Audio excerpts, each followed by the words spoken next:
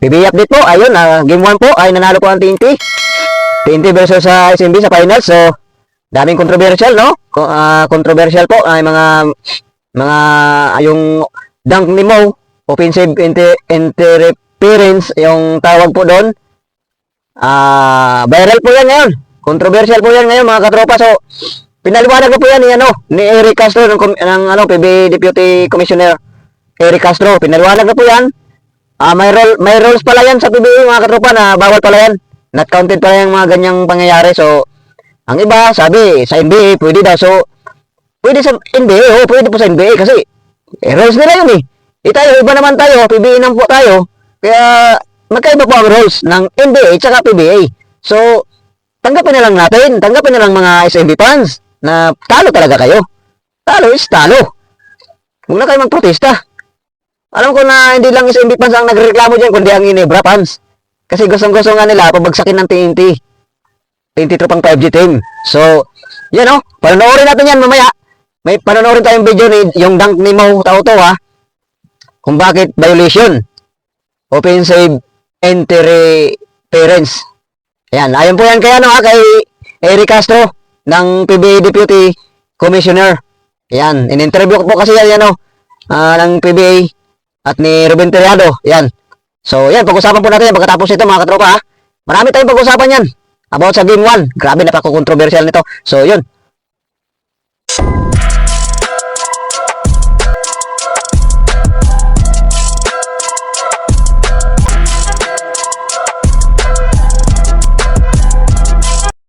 Okay, what's up mga katropa? Yung game 1 1-0 na po tayo. So, 3 wins to go to Grand Slam ng TNT Tropang 5G. So, yan. Tatlong panalo na lang. Grand Slam na tayo. So, bago natin pag-usapan lahat, bago natin himay-himayin yung dunk ni Mo Tauto ay humihingi po ako muna sa inyo ng isang pabor na mag-subscribe po tayo sa ating channel ng Banjo Vlog TV and palike and share na rin po ng ating video. So, maraming salamat po sa inyong pag-subscribe mga katropa, mga TNT fans, yung hindi mga TNT fans dyan na pumapasok dito sa atin.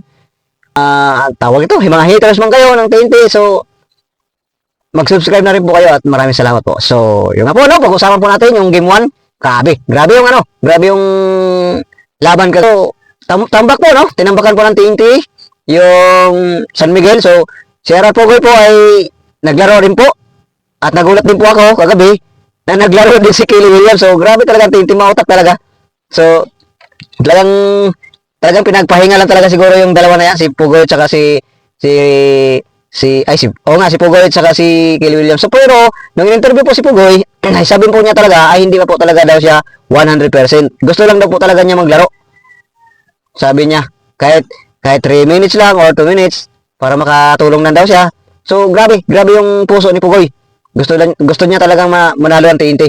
So, yun nga po, naging displayer of the game pa si Pugoy. So, natapos po ang laro, 96.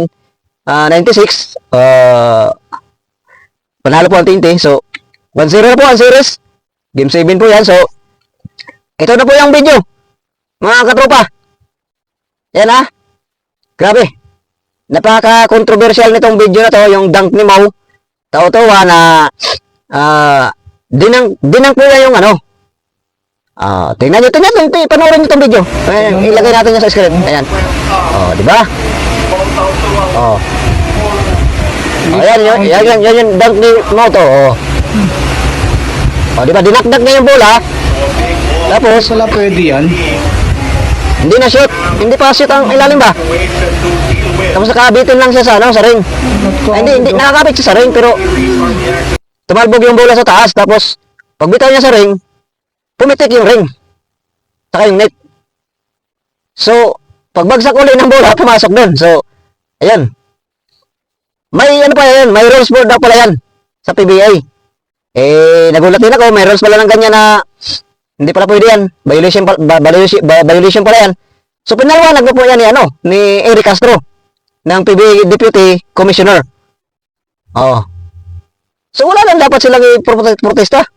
Kasi ano po pala yan may rules po pala yan may papel ng binasa sila May rules pala yan sa PBA na pag ganong pangyayari ay violation daw po yan. Not counted daw po pala yan. Ayun ha. Malinaw po yan. Yan. Pati si Ruben Tirado ay inano rin po, pinaliwanag na rin po. So, para malinaw. So, nagpo-protesta yung mga SMB. Lalo yung mga fans ng SMB at saka yung mga San Ginebra fans. So, move on na po kayo mga katrop, mga fans ng SMB. So, ayan, kinain nyo yung sinabi nyo na ipo-4-0 daw ang TNT ng SMB. So, yun.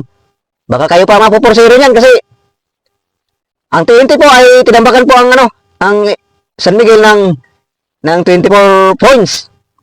Pero bilib po ako sa San Miguel. Grabe, hinabol po nila sa fourth quarter. Pagdating po kasi ng fourth quarter, ng mga 19 points pa lang para payata yon ang lamang. So, hinabol po nila. Lumamang pa po ang SMB ng 96-94. Yung 3 points ni Chris Ross. So, sinagot naman din ni Pugoy na 3, di naging 97-96. So, yun nga po yun, ang controversial na ni Mo, na yung dunk pag 98. So, ayun, not counted po yun. Grabe yung protesta, grabe yung nito, grabe ang tawag nito, controversial call. So, maraming nasabi na, sa bakit na sa NBA, pwede daw kay Westbrook, o kay So, iba po yun, iba po ang rules ng NBA, tsaka PBA. So, sa NBA, pwede yun, kung may rules na pwede yun, edi, rules nila yun. So, sa PBA naman, iba tayo. Hindi man tayo magkapareho PBA man tayo PBA tayo So, sa PBA, bawal yun. May rules tayo doon. So, yun lang po yun. Tanggapin na lang po natin. So, 1-0. 1-0 na ang TNT sa series. So, tanggapin din natin. Tanggapin nyo na lang. So, yun nga po, no? Ito ang masasabi ko sa TNT 3.5J. Sana, gisagin to. Huwag na lang pabayaan yung yung lamang nila kasi matibay din talaga itong SMB. Iwas sa turnover sila, huwag silang mag-relax. So grabe yung sa mga tres ng TNT. Grabe. Umuulan ng tres ng TNT sa first quarter and second quarter. Grabe yung laro nila kagabi. So pinaghandaan talaga nila. So yun lang mga katropa. So mga TNT fans, kung hindi pa kayo nakapag-subscribe, mag-subscribe na po kayo. Ayan, sa ating YouTube channel. So yun lang po at maraming salamat. And God bless all. Thank you. Renan Batak binigay kay Optada. Tumira ng 3. Boom! Naral Pugoy, may hawak ng bola. Pinantayan ninyo sa tumira ng 4-4. Bang! Grabe! Pasabit pa doon.